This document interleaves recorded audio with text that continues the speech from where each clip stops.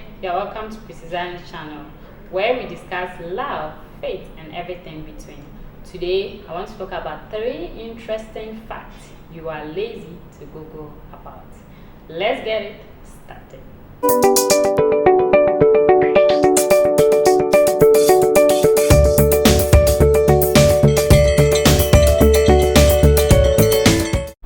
Hello, you are welcome back to my channel.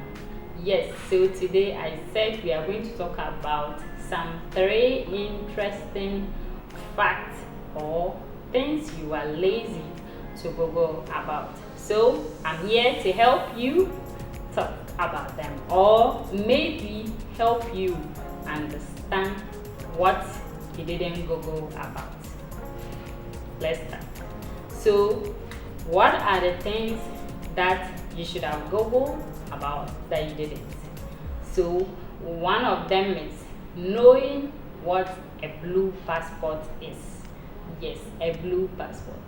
I'm sure you've heard of green passports, but what about the blue passports? And also, I want us to also know about the types of visas that we have, or the types of visas that we have. Anyway, you understand. And also get to understand why you don't necessarily need a travel document. Or did I say travel document? No, I mean why you don't necessarily need a travel agent before you can travel. You know, many people have been duped. Some scams of their hard-earned money just because they want to travel to Obodo Yibo, as Nigerians will say, or because they want to seek greener pastures. Are they saying Ghana is dry pastures? No, that's not what they mean. Some actually go just for tourism, okay?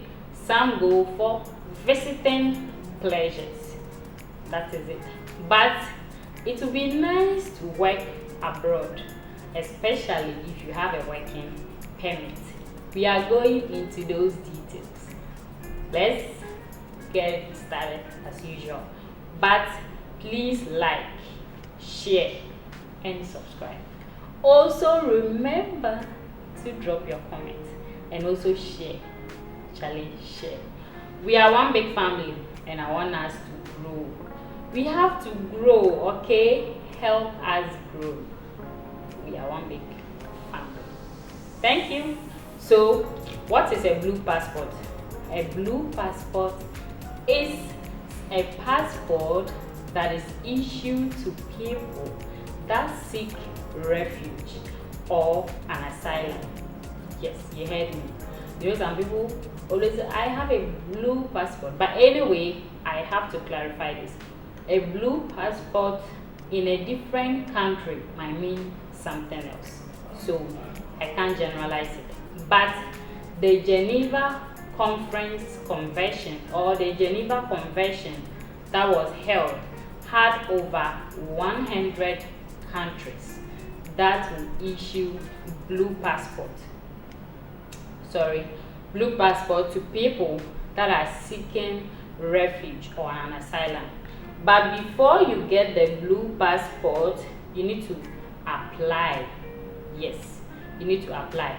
And you should apply either at the embassy of the country you seek to go to, or you should be at the port at the time of application, if that makes sense.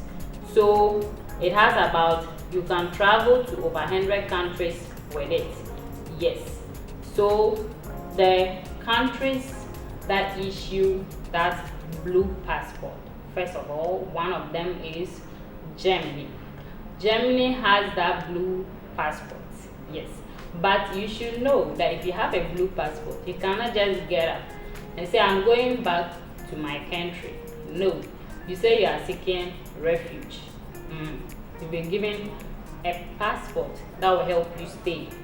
Don't get up and say, I'm going back to my country.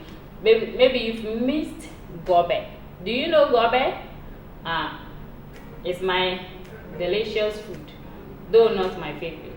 but you might be missing Gobe and you might want to come back. If you come back, know that you've just forsaken your passport. You might not be able to get into the country again. Simple as that. So, and the blue passport is valid for 3 years. And it can be what? Renewed, but usually 2 to 3 months before the times of expiration or the times it expires. Before it expires, yes. So countries you can visit with the blue pap. Hey. Did I say blue pap? Really? Blue passport includes Germany, Sweden, Portugal, Spain, Germany, Denmark, Sweden, Norway, and so on. Because I told you it's over 100 countries. Yes. So I'm sure you've learned something today. That is a blue passport. You should have Googled for it, but you didn't. I just wanted to help you. What are friends for? We need to help one another, right? So I just did. Isn't that nice? I'm a good friend. So, what are the type of visas that we have? We have 4 types of visas I have discovered for you. So, as a good friend I am, I want to share. So the first visa I want to talk about is the student visa. Yes, the student visa.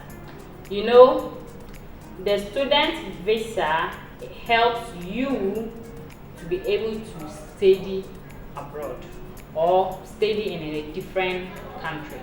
You can't just get up and go there and say, I want to study. No, you actually have to get a study permit. This was really something that was enlightening because I didn't know about all this. I didn't know you need to get a study permit before. So the student visa is an endorsement that is added to a government passport which permits foreign students to study in a country's educational institution. So that is getting the student visa. And any student that is seeking to study in another country has to get a visa that have to go there, but you need a study permit. So let's see how the study permit. He said you also need a study permit that will allow you to study in that institution. Your study permit is not a visa. It's not a visa, but it does not allow you an entry into the country. It gives you access to study in the institution in the country, but your visa gives you the entry. If that makes sense, we just done it. Okay, so let's look at the work visa.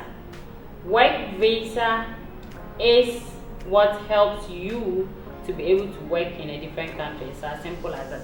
But you have to know the difference between a work permit and a work visa. Work permit gives you the authorization, but work visa, he said many people confuse authorization document, work permit, and work visa. He said if you are not sure of the difference, don't worry, you are not alone. He said a work visa allows you live in a particular country and work for a specific employer. There are permanent work visas and temporary work visas. So you got to choose, or maybe whichever you get. So let's look at the other visa. That is a business visa, also known as a commercial visa. It helps you to it allows non-citizens to enter into a foreign country for a business temporarily. That is it. And finally is the asylum visa or the refuge visa.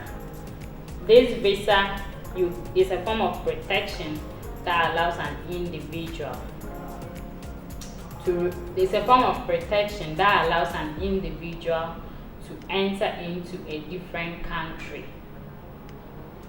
Mostly people seek this asylum visa.